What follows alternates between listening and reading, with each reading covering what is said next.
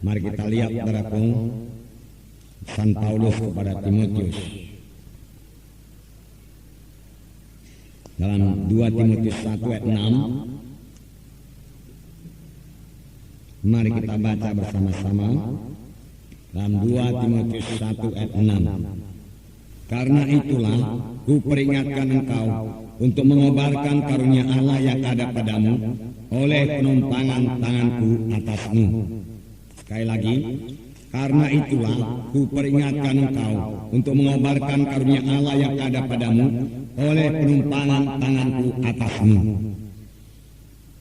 Kobarkan karunia Allah yang ada padamu. Praktekkan karunia Allah yang ada padamu. Pakai apa yang sudah diberikan Tuhan kepada kita. Melayani dengan kekuatan yang daripada Tuhan. Mengasihi dengan kasih yang daripada Tuhan. Saudaraku, dengan demikian apa yang sudah diberikan Tuhan itu bisa bertambah-tambah dalam kita. Kalau kita tidak mengobarkannya, saudaraku, apa yang ada pada kita ini pun diambil daripada kita. Jadi, saudaraku, kehidupan rohani kita tidak boleh merosot. Pelayanan kita pun tidak boleh merosot. Paulus mengingatkan Timotius supaya dia mengkobarkan karunia Tuhan itu yang ada padanya. Jadi tidak pasif saja dengan berkata, haleluya Tuhan, terpujilah namamu Tuhan Yesus, aku sedang kau karuniakan karuniamu Tuhan untuk melayani. Puji Tuhan. Tidak sampai sedemikian saja. Kita harus menghidupkan karunia Tuhan dalam kita.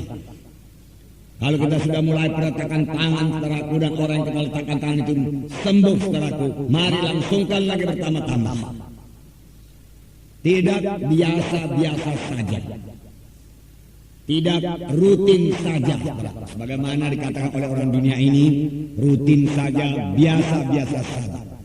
Dalam Tuhan tidak ada biasa-biasa. Dalam Tuhan kita bertumbuh, atau kalau kita tidak bertumbuh, kita sudah mundur. Doa kita pun tidak bisa biasa-biasa saja. Kalau doa kita biasa-biasa saja, kita akan merosot. Boleh jadi waktunya, saudaraku, biasa-biasa, 1 jam atau jam lebih sedikit. Harus tetapkan demikian, saudaraku. Tapi, saudaraku, isi doa itu bertambah hari, bertambah menurut kehendak Tuhan. Bertambah hari, bertambah rohani. Bertambah hari, bertambah berkuasa. Apalagi kalau kepada saudara sudah dikaruniakan karunia-karunia Tuhan. Saudara boleh jadi sudah merasakan urapan Tuhan dalam kesaksian saudara. Pimpinan Tuhan dalam pelayanan saudara. Itu merupakan karunia Tuhan kepada saudara. Anugerah Tuhan kepada saudara. Kobarkanlah itu, hidupkanlah itu, jalankanlah itu, pakailah itu, saudara. Saudara, ini bukan hanya bagi Timotius saja, tapi bagi kita semua, saudara. Jadi rindukanlah karunia-karunia Tuhan itu. Kalau belum dapat berdoa sungguh-sungguh, Tuhan sudah memanggil saudara untuk melayani. Tentunya Tuhan juga sudah melengkapi saudara untuk melayani. Sebenarnya kalau Tuhan belum melengkapi saudara untuk melayani, saudara sudah lama jatuh meninggalkan pelayanan ini. Berarti Tuhan menopang saudara. Berarti Tuhan telah memberikan anugerahnya kepada saudara. Dan saudaraku, anugerah yang sudah diberikan Tuhan kepada kita, kobarkan itu, kobarkan. Saudaraku, dalam Tuhan ini, saudaraku, Tuhan, saudaraku, hanya mau jika kita bersungguh-sungguh. Dalam Tuhan yang separuh-separuh hati, yang asal jadi, itu nggak laku, saudara. Sungguh-sungguh. Doa juga sungguh-sungguh. Apakah kata Tuhan kepada Elia? Semua kita sudah mendengarkan. Elia, tunjukkanlah dirimu kepada Ahab, aku mau menurunkan hujan kepada orang Israel. Sebab aku mau memberi hujan kepada bangsa Israel yang sudah 3 tahun lebih dalam kekeringan. Itu kehendak Tuhan. Mau memberikan hujan. Tetapi apakah yang diperlukan oleh Elia? Pertama, Elia membereskan dulu seberes-beresnya, saudaraku, keadaan bangsa Israel. yang pada waktu itu saudaraku menyembah Baal dan Asitoret. Nah saudara, lalu saudara sudah tahu ceritanya, terjadilah pertandingan di atas Gunung Karmel. Nabi-nabi Baal membuat persembahannya, Elia membuat persembahannya. Tuhan yang menjawab dengan api, itulah Tuhan yang hidup. Nyatanya, saudaraku, tidak ada api turun menyambar persembahan dari nabi-nabi Baal ini yang 850 orang jumlahnya. Api tidak turun, walaupun mereka menyiksa dirinya. Tapi ketika Elia memperbaiki mesbah Tuhan, saudara, dan menaruh persembahannya di atas mesbah itu, kemudian menyiramnya dengan air sebanyak-banyaknya, walaupun air sangat sulit waktu itu, saudaraku, karena hujan sudah 3 tahun tidak turun, mereka mempersembahkan air juga kepada Tuhan, saudaraku, lalu hujan turun, saudaraku. Nah, nanti kita dengar ceritanya, saudaraku. Nah, saudara, kemudian Elia berdoa, Tuhan jawablah, dan Tuhan menjawab dengan api. Segera menghanguskan persembahan Elia dan air itu semua kering semua. Lalu bangsa Israel bertobat dan kembali kepada Tuhan. Huwa itulah Allah, Huwa itulah Allah. Dan Elia berkata, tangkaplah Nabi Baal, Nabi Mutan itu, bunuh semua. Dia katakan, lalu mereka dibunuh semua. Sudah, otomatis hujan turun, saudaraku? Tidak. Ini yang perlu kita perhatikan. Otomatiskah saudaraku karunia Tuhan terus bekerja kepada kita? Tidak. Sering saudara dengar paman berkata, bayar harganya. You have to pay the price. You must pay the price. Apakah diperbuat oleh Elia? Saudaraku, Elia berdoa. Setelah selesai pertempuran itu, saudaraku, dia menang. Nabi-nabi Baal dibunuh semua, dan dia berdoa dengan mukanya di antara kedua lututnya. Mohon supaya Tuhan menggenapi janjinya. Tuhan memang sudah berkata, aku mau menurunkan hujan. Mengapa tidak turun saja hujan? Nyatanya tidak. Elia berdoa, sungguh-sungguh dia berdoa. Selesai dia berdoa, dia suruh hambanya, lihatlah ke arah laut. Apakah hujan sudah turun? Saudara, hambanya tidak punya kerinduan rohani, tidak punya beban apa-apa, saudaraku.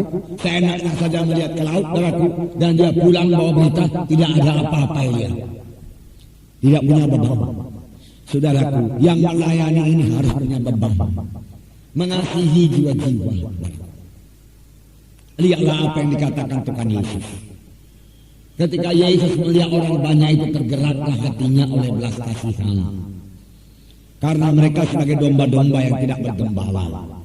Ketika melihat orang sakit kusta yang berseru kepadanya, Yesus, kalau engkau mau, engkau sanggup mentahirkan hamba. Tergeraklah hati Yesus oleh belas kasihan. Inilah hati Yesus, saudara. Masih banyak lagi dikatakan tergeraklah hatinya oleh belas kasihan. Orang Samaria yang baik hati itu, saudaraku, melihat orang yang disambung itu, setelah dia lihat orang itu disambung dan hampir mati, tergeraklah hatinya oleh belas kasihan, dan dia melayani. Hati yang seperti ini harus kita miliki. Kalau tidak, saudaraku, berat kita rasa melayani ini. Karena tidak ada yang memuji kita, kerap kali juga tidak ada yang melihat kita, yang memang sebenarnya pun tidak perlu kita lihat orang. Yang perlu kita sampai kepada maksud Tuhan, kita sampai kepada panggilan Tuhan. Kita melayani dengan segenap hati kita. Kita mengasihi Tuhan, mengasihi jiwa-jiwa itu. Kita mau jiwa-jiwa itu sampai kepada panggilan Tuhan, sampai kepada maksud Tuhan. Nah, saudara, biasanya orang yang lain itu diberkati Tuhan. Walaupun motif kita untuk melayani ini bukanlah supaya kita diberkati Tuhan.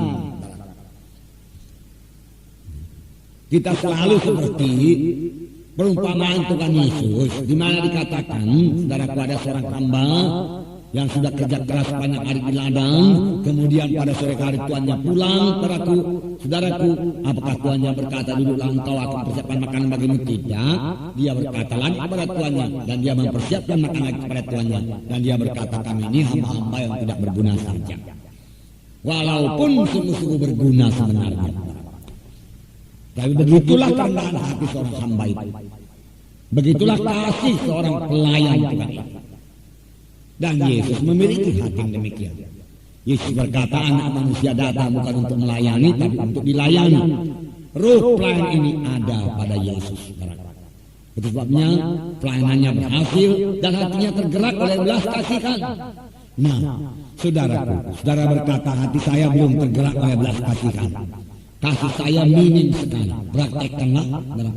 Kobarkanlah kasih itu, saudaraku. Mulailah jatuh kasihan kepada jiwa-jiwa itu. Mulailah mau melayani dengan segenap hati saudara. Dengan sebaik-baiknya, saudara. Seberapa yang bisa saudara berikan, saudara. Karena saudara melayani Tuhan. Namanya pun melayani Tuhan. Memang yang saudara layani itu jiwa-jiwa, saudara. Bukankah buku Matius 25 itu berkata, marilah kamu yang diberkati Bapa. Pada waktu aku lapar, engkau memberi aku makan. Pada waktu aku bertelanjang, engkau beri aku pakaian. Pada waktu aku sakit, engkau menjenguk aku. Pada waktu aku dalam penjara, engkau mengunjungi aku. Kapankah Tuhan kau dalam penjara, kami mengunjungi engkau? Kapan kau lapar dan kami beri kau makan? Kapan kau kekurangan makan Tuhan dan kami beri makanan padamu? Kapan kau tidak ada pakaian dan kami beri pakaian padamu? Belum pernah Tuhan. Lalu saudara Tuhan berkata, apa perbuatanmu bagi seorang yang kecil ini adalah perbuatanmu kepada aku. Itulah perbuatanmu kepada aku. Itu sebabnya dikatakan saudara melayani Tuhan. Sebenarnya saudara layani itu jiwa-jiwa. Jiwa-jiwa. Nah, saudara, kita layani dengan sungguh-sungguh. Apa diperbuat Elia, saudara? Hambanya berkata, tidak ada apa-apa. Bukan hambanya mulai terbeban, tidak. Marilah kita berdoa bersama-sama Elia. Aku ini memang enggaklah seperti kau imanku Elia. Tetapi kurasa aku bisa membantu sedikit dalam doa. Marilah kita sama-sama berdoa Elia. Ini hamba yang rendah hati kalau dia berbuat demikian. Hamba yang punya beban. Saudaraku, kalau dia berbuat demikian. Hamba yang mengasihi Israel kalau dia berbuat demikian. Mengasihi tanah Israel yang sudah 3 tahun kering. Tetapi dia sama sekali tidak berbuat demikian. Elia juga sekali lagi berdoa dengan segenap hatinya, dengan sungguh-sungguh. Mohon supaya Tuhan mengenapkan janjinya. Berikan Tuhan. Bukankah engkau sudah berjanji Tuhan? Sudah. Boleh jadi saudara bertanya, kalau Tuhan sudah berjanji, kenapa Tuhan tidak berikan saja? Saudaraku, Tuhan juga mau melihat kerinduan hati kita. Karena karunia karena Tuhan itu mahal. Dan sekali Tuhan berikan, Tuhan tidak akan menarik kembali karunia itu. Tuhan tidak pernah menyesal atas karunia yang sudah diberikannya kepada kita. Luar biasa Tuhan kita.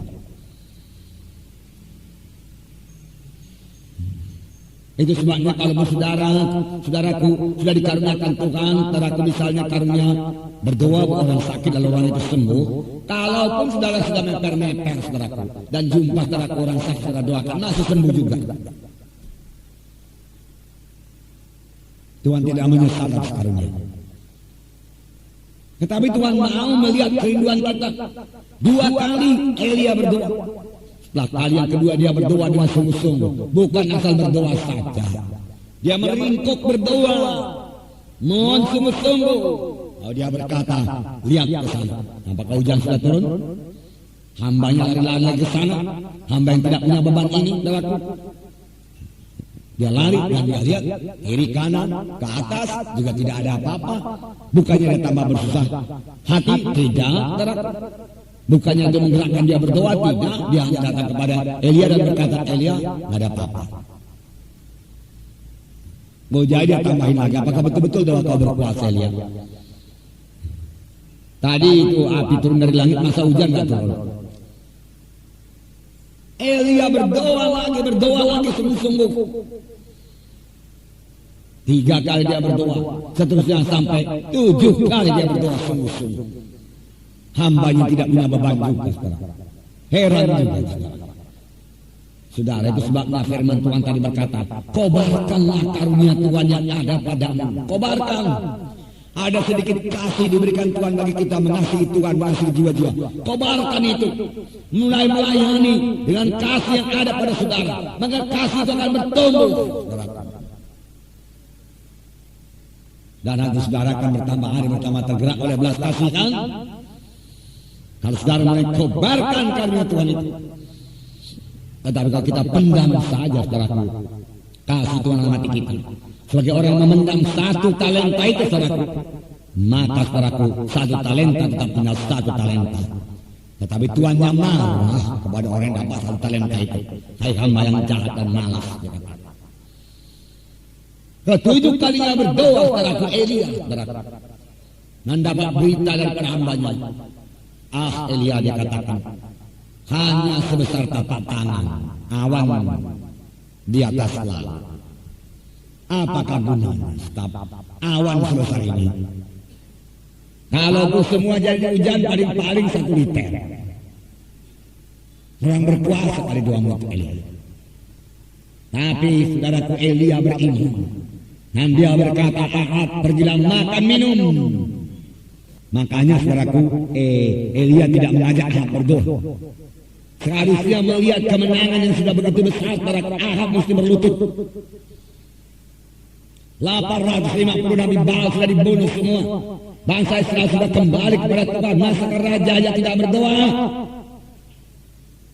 Sudah. Ini kamu sudah terlalu jauh daripada Tuhan. Nggak tahu lagi berdoa. Berat berdoa. Oleh sebab itu Elia berkata, makan minum aja kau pergi ke tanam. Itu yang kau tahu. Berdoa kau tidak tahu. Pergi ke istananya. Cepat sedikit. Kalau tidak nanti hujan akan menimpa kau. Ahab menaiki keretanya lalu memacu keretanya sekencang-kencang. Paling tidak 4 ekor kuda saudara menariknya saudara menuju istana. Tetapi Elia saudara hanya mengikat pinggangnya saja. Mau dia berlari di muka kereta itu, seolah-olah tidak berjejak di atas tanah. Dia melayang ke sana saudara. Ahab tidak bisa mengejar. Kemudian turunlah hujan yang lebat. Kalau ada lari maraton secara olimpiade waktu itu saudara, tentu saja Elia pasti menang. Kuda juga tidak bisa melawan. Roh Tuhan berlaku pada Elia. Itu sebabnya saudara, kita ini dalam perjanjian baru. Tadi pagi juga disinggung ini saudara, satu perjanjian lebih baik daripada perjanjian lama. Kalau dalam perjanjian lama Roh Kudus sudah demikian sangat berkuasa kepada hamba-hambanya, apalagi sekarang ini saudara. Kalau dalam perjanjian lama saudaraku dengan kuasa Roh Kudus saudaraku, Elia mengalahkan 850 nabi Baal, nabi Asitoret. Apalagi pada sekarang ini. Itu sebabnya saudaraku wajibat diserahkan di Stadion Utama Senayan itu saudaraku. Saya katakan kepada mereka itu semua kekejian kepada Tuhan. Bawa, buka jimat saudara, tangkal tangan saudara, penjaga barang saudara. Apa yang membuat kita saudara beruntung, laris barang saudara, buka tanggalkan semua. Di tengah-tengah hujan lebat itu, berikan kepada Asher, pembimbing, bawa ke depan. Ratusan paraku mengalir ke depan. Kami pikir sudah selesai, tapi ratusan paraku datang ke depan. Banyak sekali, bermacam-macam. Banyak yang antara cincin dengan permata-permata batu itu, batu-batu. Tentunya bukan berlian. Sudah. Baru Tuhan bekerja luar biasa. Dan sebelum kami berdoa buat kesembuhan saudaraku, kesembuhan sudah jadi.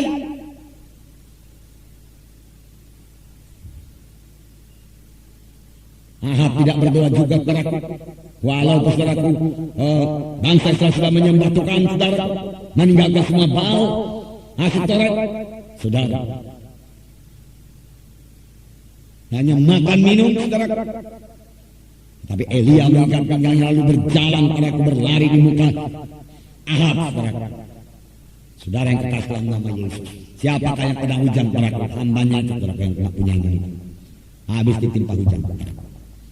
Nah saudara, ini pelajaran kepada kita. Ada kasih dalam kita saudaraku, ayo kobarkan. Kasih kita harus bertambah-tambah. Tuhan mau memakai sidang kata ini. Tetapi kalau kasih kita kepada jiwa-jiwa tidak bertambah-tambah, saudaraku, tidak bisa Tuhan pakai lebih lanjut lagi. Tuhan sudah mengaruniakan begitu besar karunia-Nya kepada kita. Saya memuji Tuhan buat kuasa Roh Kudus yang bekerja di sidang kita. Luar biasa Roh Kudus di sini. Sudah. Biarkan Roh Kudus memenuhkan saudara dengan kasih-Nya. Kemudian kobarkan karunia Roh Kudus yang ada pada saudara. Hidupkan itu saudara, karunia Roh Kudus yang ada pada saudara. Dan bersungguh-sungguh hati, dengan bersungguh-sungguh hati, melayani dengan segenap hati. Tuhan suka kalau kita bersungguh-sungguh. Kobarkan kalau bersungguh-sungguh. Kemudian para murid daripada Elia ini namanya Elisa. Nah, juga sudah tahu ceritanya. Sudah, bagaimana dia bersungguh-sungguh mencari kuasa Tuhan.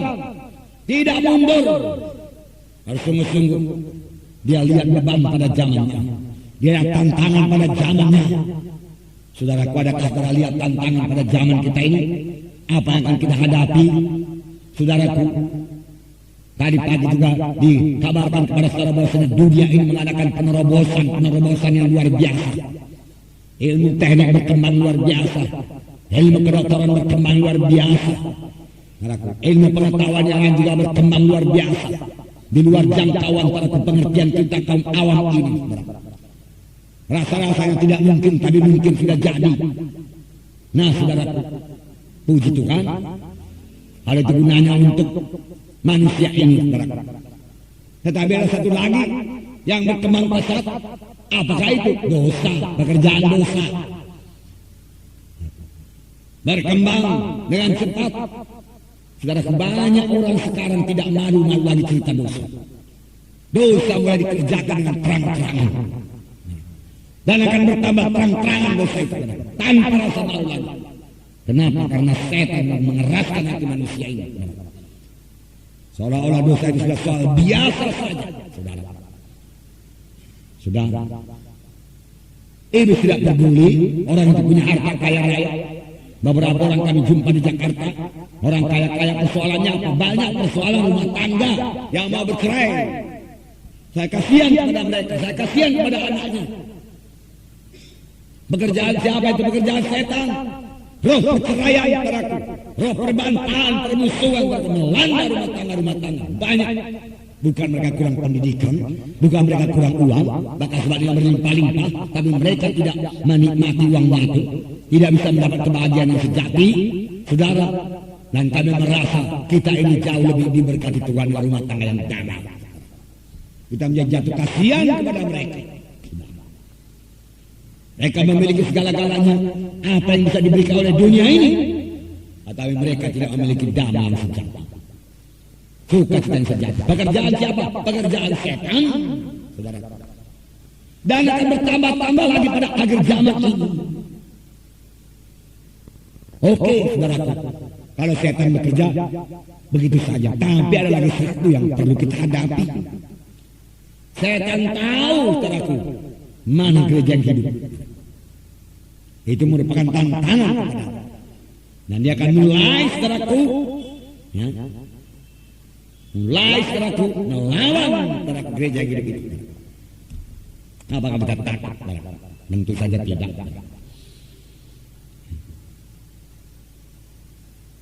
Boleh jadi dia datang pada melalui peraturan-peraturan baru, saudaraku. Untuk itu kita harus bersiap-siap. Pada waktu hujan, saudaraku, saudara, itu beritanya masuk di koran, saudaraku. Kita tempelkan, setelah kita perbesar, kita tempelkan di tiap-tiap gereja kebaktian kita. Saudaraku, dan saudara boleh baca kalau tadi saudara belum baca. 70.000 orang bertekun mendengarkan firman Tuhan secara utama Senayan di tengah hujan lebat. Hanya kasih yang bisa mengalahkan kejahatan kekerasan. Saudara, itu topiknya. Saudara, mereka bertekun di hujan itu, saudara, mendengarkan firman Tuhan. Dengan mudah saudara bisa mereka mundur ke tribun yang punya atap, tapi mereka tidak mau. Mereka mau dengarkan firman Tuhan. Ajaib juga telah sound sistemnya tidak kompak. Saya pikir itu mujizat Tuhan. Saudara, tempat melengkapkan cok-coknya itu, saudaraku, di depan saya ada kira-kira 10 mik di situ, coknya di situ semua, saudara. Coknya itu, saudaraku, tergenang air sebegini. Nggak kontak, saudara. Berjalan dengan lancar, saudara. Saya bisa bicara terus. Saudara, speakernya disiram hujan, saya bisa, saudara. Saudara, Roh Tuhan bicara. Aku mengajari anak-anakku bertekun melawan tantangan-tantangan yang akan datang. Begitulah melawannya. Dengan segenap hati, dengan sungguh-sungguh. Kita mau mengerjakan pekerjaan Tuhan buat seluruh Indonesia. Persoalannya bukanlah persoalan uang. Kurang uang, tidak. Saya yakin kita kumpul uang ini hari ini 110 juta dapat. Kita bisa mengerjakan pekerjaan Tuhan. Tantangannya saudaraku selalu pengerja-pengerja yang kurang. Mintalah kepada Tuhan yang mempunyai Tuhan supaya menyuruh orang-orang pekerja yang menuai. Pekerja yang sungguh-sungguh berani, saudaraku. Melayani Tuhan yang tidak kenal mundur, yang penuh kasih, saudaraku. Itu yang dibutuhkan Tuhan. Yang bersungguh-sungguh, saudaraku.